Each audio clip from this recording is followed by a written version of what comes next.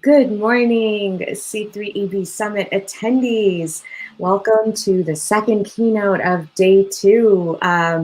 Today is, again, as we're talking about everything that is happening in society and the importance of equity, belongingness, and intentional inclusion when it comes to informed citizenry and everything that that entails. And this is why this particular keynote that you're about to watch is going to be incredibly powerful. So it is my absolute honor and pleasure to introduce to the C3ED Summit platform my dear friend, Dr. Matthew Carter, or as we call him, Mateo. A little bit about Dr. Carter before I hand it off to him. Dr. Matthew Carter is a prize-winning scholar of ancient languages and one of the most sought-after progressive organizers in the Commonwealth of Virginia. So far, from regarding his cerebral palsy, right hemiparesis, as a hindrance, he has become an expert in the piano literature for the left hand alone and gives frequent recitals. I have goosebumps already. Since 2016, he has knocked on over 30,000 doors on behalf of progressive causes, and in 2018, he helped secure the tie-breaking vote that allowed Medicaid expansion to clear the Virginia Senate. He is proud to be a queer person in recovery from alcoholism and an aspirant to ordained ministry in the Episcopal Church. So without further ado, again, it is my absolute pleasure to welcome my dear friend Mateo. Hi. Hello, hello. Let me make sure that my slides are where they should be. Stage is all yours. I'm going to jump off. Good morning, everyone.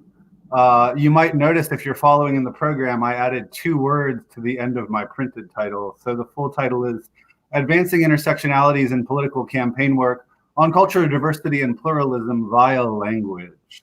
What you'll notice at every turn in this talk is that I love language and languages. And the overarching and perhaps recurrent theme here will be that it is good for allyship, good for diversity, good for inclusion, if we take the power of words and their history and their meaning very, very seriously. There's an experimental quality to the structure of my talk, so I thought it important to give you a roadmap. I was trained, I did my dissertation on narratology and complexity, and I love literature that challenges the reader in terms of its narrative complexity. And perhaps in the back of my mind, thinking of that, I thought that there are 3 main separate topics in my talk, and I would treat each of them, give or take about 5 minutes a piece in the center of the thing, in 3 different modes of discourse. So let me give you a roadmap here. This first part will just be for fun. I so dread talking about my own curriculum vitae that I thought I would kind of jab myself by providing a running commentary on all the flavors of privilege that exist in my life that were the mechanism for some of the honors that I have garnered in my career. It's a mischievous tone, but from that introduction, I will speak in lecture style, in the style of a professor. I was a professor of Latin and Greek at various universities for about 15 years. And then I'll be speaking about etymology. I'll try to suggest that if you already believe, as I do, I hope you do, that we must be deliberate about the words we choose in the name of compassion and inclusivity, that we might benefit from adding the lens of etymology to our approach. That is to say, I will try to give reasons why word origins matter, why we should care about the histories of the words we use, and why we should be sensitive to that context. In doing so, we may uncover, as though they were trapped in amber, old racist, misogynistic, and militaristic attitudes. And as I said, I'll deliver this style in the manner of a professor, but hopefully not dryly. Secondly, speaking from present and recent expertise, I'm currently working on 2 political campaigns in Richmond, Virginia, my hometown. Drawing on my experience for the past 5 years or so as an organizer for issue and candidate campaigns, I'll tell a story about 3 people I met on these campaigns, each with a rare, unforgettable name, to remind us of the power of names, some would say the sanctity, the holiness of names. And I'll be asserting that mispronouncing names is more than just a mistake, more than just carelessness, more even than just a microaggression. If I mispronounce your name or treat it with levity, or God forbid, make a dumb or a punny joke about it, I am showing you that I don't really care to have a conversation with you on the terms you choose. From the get-go, from the very first syllable, even if I mispronounce that, I'm showing you that I only want to have the conversation on my terms. And I'll deliver these stories Politico style. There'll be a storytelling aspect to it, which I hope you'll enjoy. Because there are great war stories, backroom stories from any campaign, from the presidential campaigns I've worked on to even the most local or sublocal races. And these are stories worth telling, but I'm going to tell them in a cautionary way. I'll give 3 examples, as I mentioned, of costly mistakes from surprise, surprise, white organizers who should have known better and should have paid more attention. And finally, since Aparajita mentioned that I aspire to ordained ministry in the Episcopal Church, I will loosen my tie a little bit and speak from what I called mischievously future expertise, what I have learned and what I hope to learn from the glorious tradition of preachers and orators as I talk about something that is dear to my own high esteem for compassion and sensitivity. So just to give a brief recap, having made the case for caring about words in their history, and then secondly, having made the case for caring about names, I will use what is called the homiletic style, the style of a preacher giving a homily, to argue that by good luck or God's grace, depending on your point of view, we have an opportunity in 2020 to appreciate each other's religious beliefs or lack thereof with a fuller mind and a fuller heart than perhaps in any time in the past. This is part of my own journey. I have met and befriended men and women and theys from a rainbow of traditions, Baha'i and Sikh, Sufi, Jehovah's Witnesses and Quakers, Pan-Animist Wiccans and Unitarian Universalists. My best Latin teacher is a Carmelite Catholic monk, and my best friend in the world is a scholar of Islam and Indian culture who happens to be an atheist. And by the way, I married my wife just this summer, just this past June. I have roots in Roman Catholicism, and she is a Jewish Unitarian atheist. You might imagine that we had quite a conversation indeed in planning our interfaith wedding. From the modest pulpit of this hotel room, that's where I am, I will hope to make the case that in these dark days, immured in late capitalism, we must not condescend to one another. I say again, we must not be condescending where matters of belief are at stake. Then I will conclude by distilling these 3 approaches, that's the Trinitarian in me, into one, I hope, harmonious idea. Let us be curious in this life and let us be kind. That is how to build a better world, I believe. I want to help build a better world today and every day with curiosity and kindness. And having made that case, I'll reiterate why we should take names, words, and beliefs I should have written seriously. So, first though, I'll poke fun at myself. I was the valedictorian, patting myself on the back, in 1995 of what is regarded as one of the best public high schools in the United States.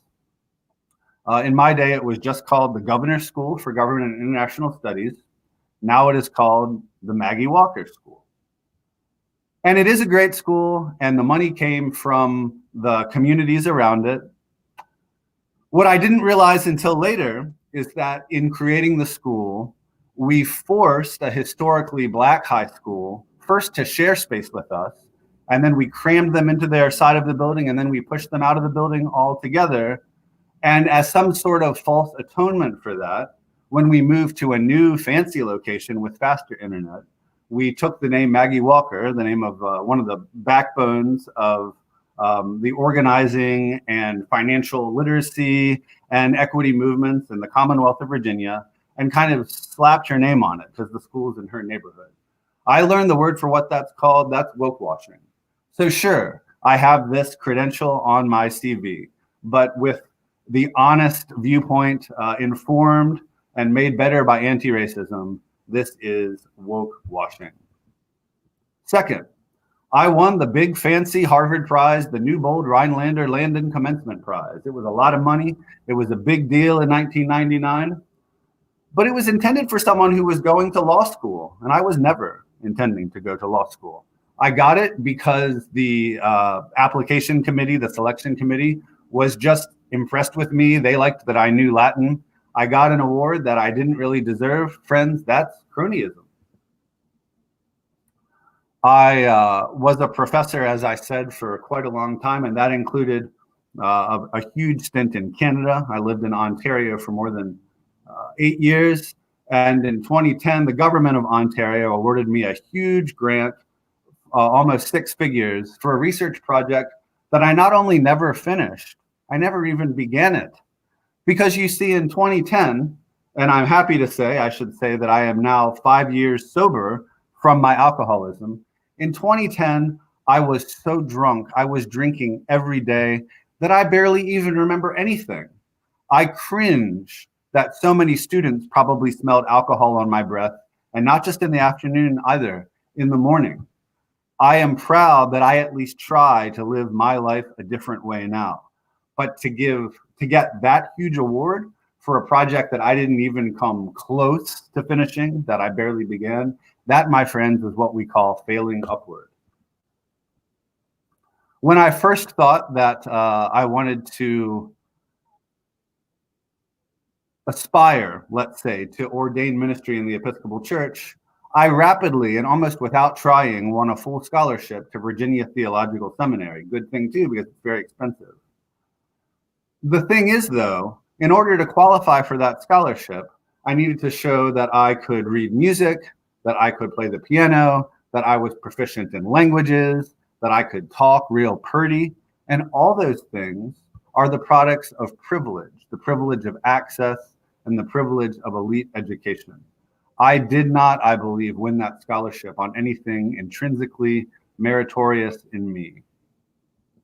More recently, and I say this with a smile on my face, a gentle poke at myself, I ran for and was selected as Virginia's selections chair for New Leaders Council, the wonderful organization that AJ and our magnificent speaker Sheba Williams last night, and quite a few of us in this conference have benefited from. I ran for that. I'm glad that I won it, but I was chosen over women and people of color who, if I'm honest, would have done a better job than I would. That's what I call being an opportunity hog.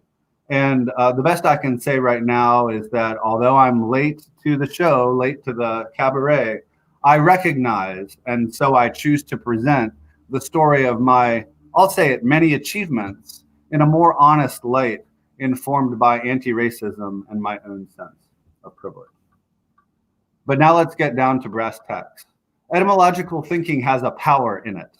Caring about the origins of words can redound with a benefit that is hard even to imagine. And I believe in beginning at the beginning. So what could be more foundational than giving the etymology of the word etymology? It's from a Greek adjective that means true and real. For ancient linguistic philosophers, including Plato, therefore, to study the origin of a word was to grasp at what it truly meant, a secret, holy meaning unavailable before serious study. And here's a very juicy example, an example that I love. If you studied the Greek and Roman goddesses, you've probably heard the name Demeter. goddess of cereal, goddess of grain. And we as linguists know, without a doubt, what that second element means. We've got lots of comparative information all throughout the history of languages. The Latin word for mother, mater, the Spanish and the French and the German words for mother, they are all cognate. They are all of a piece with, akin to, this Greek word Demeter in its second element. But that first element, the de, the de, it might mean earth, it might mean community, in which case it would be etymologically related to the word democracy, government by the community, and it might be an ancient word for barley. Now think about that for a second. Something as fundamental to society as the identity and the features of a goddess. The name of that goddess was and is still a mystery to the Greeks then, a mystery to linguists now. We may try, but we do not know. And as I've gotten older and I hope wiser, I have had to get more comfortable with sitting in, with living in ambiguity of this sort. And I encourage all of you to do the same for your own serenity. I also believe, this is a metaphor that I'm pretty passionate about, that going back to the origin of a word, to tracing it back, is a kind of archaeology. And in that spirit, I give the etymology of the word fossil, which is literally from Latin, that which is buried, from the Latin verb to bury. So being clear about this metaphor, as we go backward in time to earlier forms of words, it's as though we are digging down to lower and lower strata of the earth. The further down we go, or the further back we go in linguistic history, the more of the word we expose. And here's another very juicy example. Folks, I confined to such a small space, I chose just the very best and most surprising etymologies. The English word travel is widely recognized. You don't have to be a professional for this, as related to the French verb travailler, the Spanish verb trabajar, having to do with work. We understand that.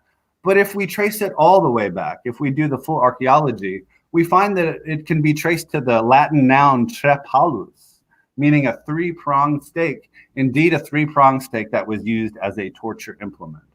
So if you have ever sat and felt like the TSA agents or the gate agents were being sadistic, that travel in an airport was torture, you were accidentally, etymologically correct. Another great one, the English word squirrel does not look like a Greek word, does it? I suppose that presupposes that we have a sense of how Greek words look, forgive the presumption. But in fact, it does come from Greek, and the Greek word is clear in meaning. It's almost like a little riddle. The squirrel is the person with a shadow tail, the animal whose tail casts the shadow. Etymology, as I mentioned in passing, is also a powerful mechanism for social critique, and we are more culturally sensitive, more culturally inclusive, if we can steer clear of words that have some fossilized racism in there. And I give three examples: gyp, jukebox, and bulldozer.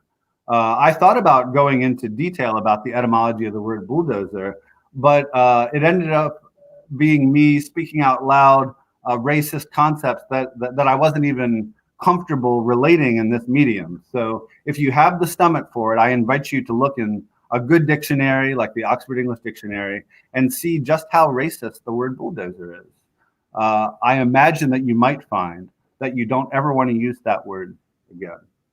There's also plenty of fossilized misogyny and sexism in language too.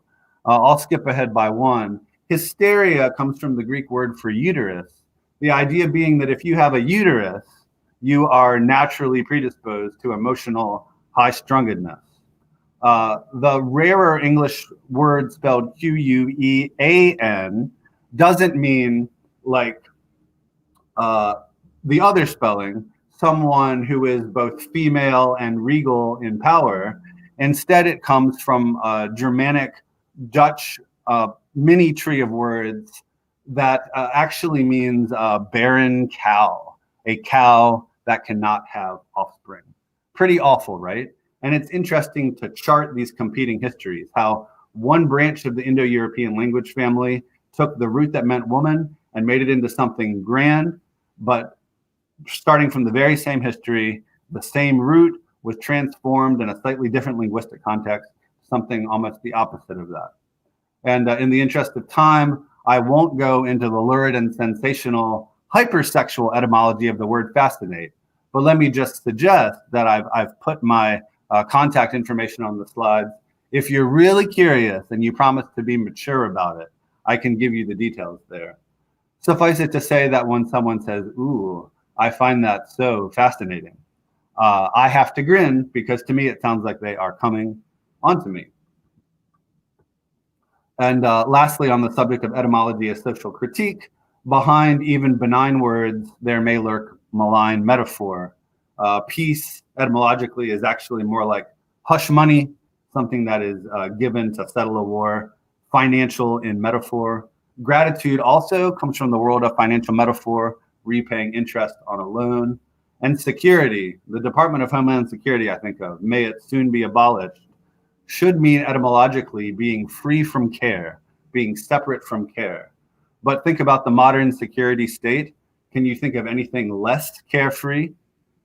Paying attention to etymologies can show us just how divergent it has been to go from what a word originally meant to how we use it connotatively now.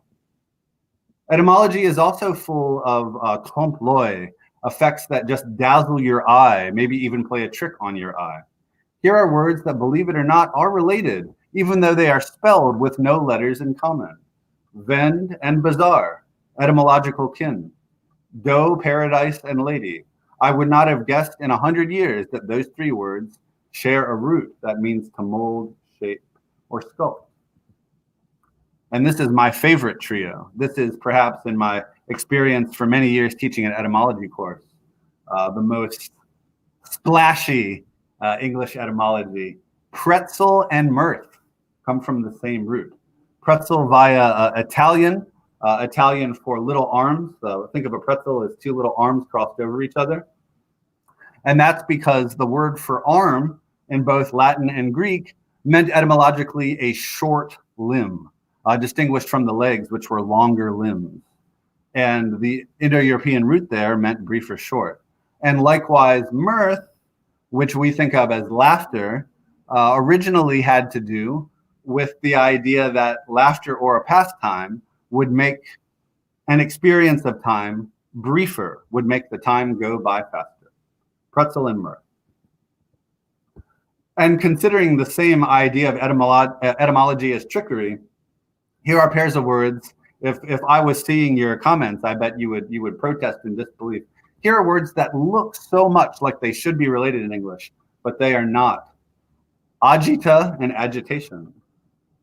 Love the verb and love the noun as used in tennis. Religious and sacrilegious.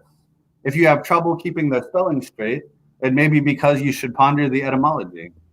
And this is my favorite one. It's so mind-blowing. One would assume, wouldn't one, that depopulate was as simple as the opposite of populate, to put people in or to take people out. Actually, no. Populate is the older verb, and it meant to sack and pillage.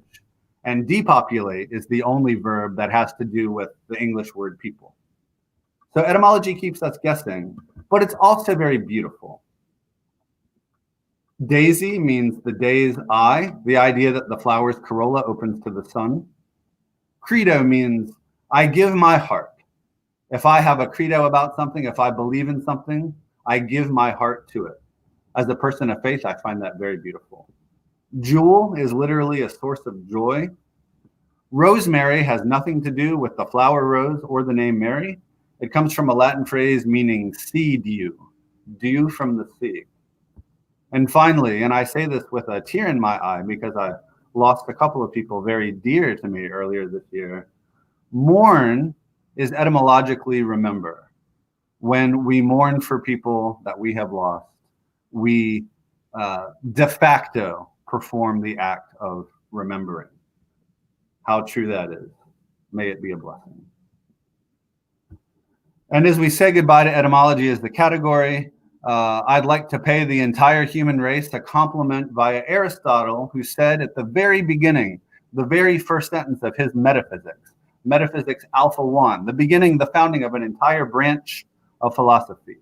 All human beings, by their very nature, reach out for knowledge, or the same word could be translated understanding. I will not launch into the political lampoon I want to launch into now, except to say, wouldn't it be nice to have political leadership of whom we could trust that they have natural curiosity and appetite for knowledge and learning? There are also, if this part of the talk kindled your interest, plenty of open cases, cold cases, words that though we've been trying for centuries, we still don't know, including amazingly the F word. Whole books have been written on the word fuck, and we are no closer to understanding what its actual origin is. So if you, like me, use it all the time, perhaps more than is decorous, I hope that you'll be energized to know that we don't even understand the history of that word we love to use. Now, the second of my tripartite approach, and this will be briefer than the first. I have been on a lot of campaigns at every level, and with chagrin, I can think about it in terms of mistakes that could have been avoided had I had more patience, had I had more understanding. I was on the Hillary Clinton campaign in Hampton, Virginia in 2016. I was canvassing, I was knocking on doors, and I tittered to myself because I laughed and I thought the name was Me Suck Childs. And I made a very horrible joke as though that name implied that the person, this was a female, a woman, was an adult performing fellatio on minors. Well, I made that joke with a volunteer by my side, and the husband of the woman came to the door and heard us. Devastating. We lost his vote. We certainly lost the chance to talk to the woman, and we weren't even pronouncing her name correctly. I should have known better. It's a Korean name. My brother married into a Korean family. It's Mi Suk. So going back to my my introduction, we must, as a matter of cultural competence, care enough not to mispronounce names, not to make dirty jokes about them.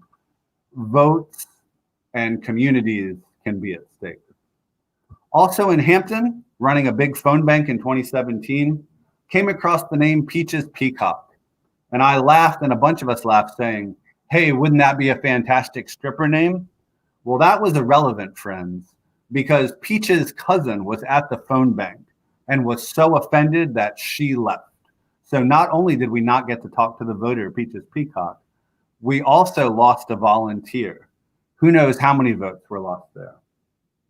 And finally, I don't know if my wife is listening or not, Kelsey, but this is a voter whose name was on Kelsey's list.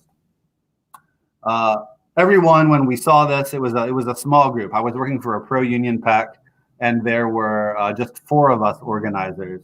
We thought this name was so amazing, and the long form of the name is even more amazing. The voters registered name is Merciless Unique Lord Allah. And I checked the voter record. Terrifyingly enough, politicos have access to your voting record. And I see that Merciless has never voted, at least as far as the Commonwealth knows. I strongly suspect, speaking from my expertise, that Merciless has endured a lifetime of taunting about that name, whether it was a given name or a chosen name. And I regret that very much. We never did get to contact Merciless Allah. We did, though, find out that it's a woman.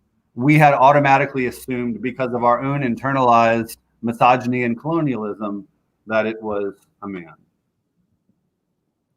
And finally, this is the last and hopefully the most reverendy part of the talk. I will performatively loosen my tie. I've called this section, Well, Bless Your Heart. Some people think that's a Texan thing to say. Others claim it as Georgian. Others claim it as Alabaman. I've certainly heard it in Virginia. Well, bless your heart is something that religious people say in a very belittling way when they think that you are stupid, when they think in some cases that you are beneath contempt. A veneer, a patina of politeness concealing real disdain. And that's why I say, almost like a mantra. Condescension is the enemy of inclusion. Let me say more via first some negative exemplars. There's a version of this quote going around attributed to a Texas congressman. That would be lovely, but due to my friends at Language Log, I was able to tell the real story about its source. This ridiculous quote appeared in the New York Times Sunday magazine in 1905, and it embodies, I believe, a certain kind of proud ignorance that I see among American Christians concerning their own religious beliefs. First of all, wanting to believe that the whole Bible was written by St. Paul in order to shore up their own homophobic beliefs, and I say this as a proudly bisexual man. And second of all, that the Bible has anything to do with English. Folks, I am passionate about epistemological honesty. When we say, for instance, Jesus said X, we are lying unless we follow it up with some recognition, some accounting for the fact that the languages of the Bible do not include English. That is why I have been studying and will continue to study my whole entire life the Hebrew of the Bible, the Aramaic and the Koine Greek of the New Testament, the Coptic of the Apocrypha, the Cyrillic of some of the church fathers. Notice English is not on that list. If we are to make religious utterances, we need linguistic competency, not just theological competency. I'm sure you recognize the odious speaker of this quote, Donald J. Trump, the 45th president, hopefully nearing the end of his reign. I'm not going to, as perhaps you expect me to do, blast old Finito Mussolini for calling the second letter of Paul to the Corinthians by its crazy name. No, what I find so religiously condescending is that he implied that any verse of the Bible, no matter how wonderful, could be the whole ballgame, as he said. That is monolithizing. That is arrogant, and that shows that that person had really no idea what a sensitive and culturally informed approach to the New Testament will look like, let alone the Old Testament. And I was really astonished to see this, or to be reminded of this, given the scandals of Jerry Falwell Jr. this week. Trump not only said this before an audience of evangelicals, so he should have known better. He said it on Martin Luther King Day 2016, a day in honor of a truly profound theologian. What a horrible, horrible mismatch. Deep breath, because I'm about to be pretty vulnerable with you. There is a better way of this kind of religious cultural competence, and I have found it through Alcoholics Anonymous. In the first edition of what we call the Big Book, Alcoholics Anonymous, a text published in 1939, there is very gentle advice, very respectful advice. Maybe I shouldn't even call it advice, given toward people who are atheist or agnostic or some flavor of disbelieving. And it is very pragmatic too. You might think that my belief in an afterlife, a heaven, a hell, God's anger, God's love, you might find it ridiculous. But at least try to see what a religious tradition can offer you as a non-believing person. Or if my tradition is different from yours, may I at least honor what I do admire about it. I have people in my family who are Jehovah's Witnesses. We differ profoundly on the interpretation of the Gospel of Matthew. Profoundly. We're not going to change each other's minds. However, I admire their history of pacifism. I admire the Jehovah's Witnesses' profound commitment to being truly racially integrated. And I can't take that away from them, nor do I want to. I feel the same way about the Church of Jesus Christ of Latter-day Saints. I have many historical objections to the theology they propose, but boy, do I admire how strong their family units are. I think it's wonderful and powerful. And the same is true of Islam in my eyes, and the same is true of Sikhism. And I'll offer a second quote from Alcoholics Anonymous, this time the third edition of the book. And I feel this way, the way that some people feel about the 23rd Psalm, the Lord is my shepherd. How about this for a loving theology? To say that really life is all about creation and growth. And if you accept that life is about creation and growth, there are only two sins. The first is to interfere with the growth of another human being. and the second is to interfere with one's own growth. The more I think about this quote, which is written on my heart, the more I realize that I need to mind my own business where religious ideology is concerned, because I might understand the precepts and the teachings of a faith tradition, but unless I act with curiosity, I will never understand what is going on in the heart of the believing person with whom I engage in conversation. And now, to bring you up to literally today, and I'll explain where I'm going to after this, I'd like to play a short video describing what I did on my summer vacation, as it were. Get this to full screen.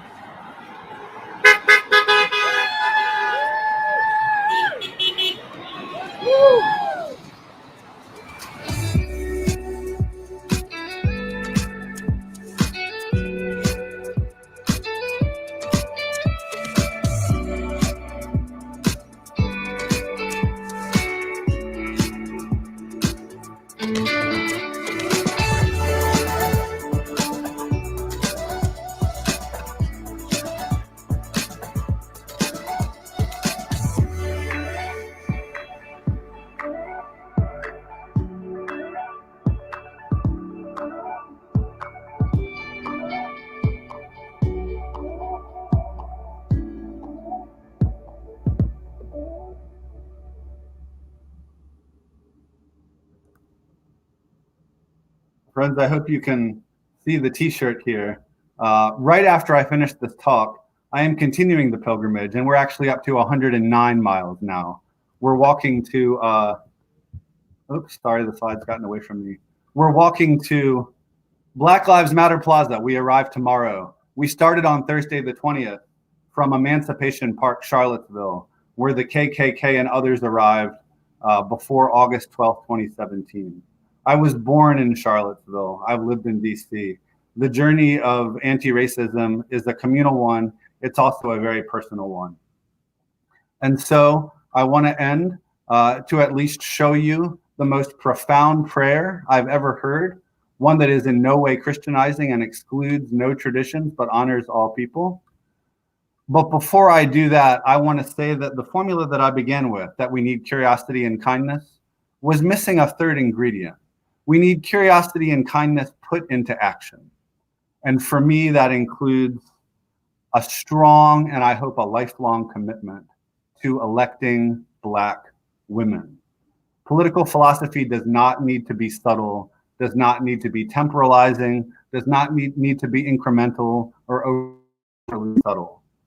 I can tell my own hard-earned sense of a true political philosophy in 3 words: elect Black women, elect women of color. Thank you so much for your time. Thank you, Dr. Aparajita, for inviting me to this conference. And I hope that a lifelong curiosity about words and language will serve you as well as it has served me.